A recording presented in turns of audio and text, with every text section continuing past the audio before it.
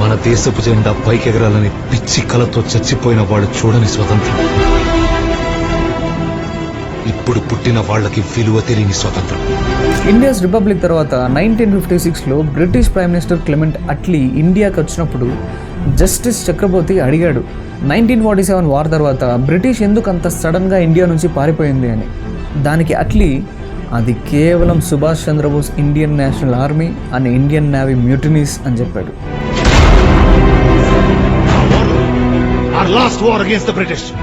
దానివల్లే మనకు స్వతంత్రం వచ్చింది.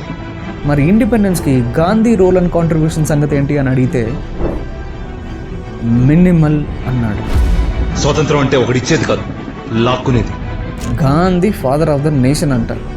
ఇండియన్ గవర్నమెంట్ అయితే ఈ టైటిల్ డెఫినెట్గా ఇవ్వలేదు. I don't have a problem with the ones who got the credit, but I have a problem with the ones who didn't. ఇలాంటి ఒక భ్రమలో మునిగి తేలుతున్న వాళ్ళందరికీ ఈ వీడియో షేర్ చేయండి. భరతమాత బిడ్డలు మనం. జై హింద్.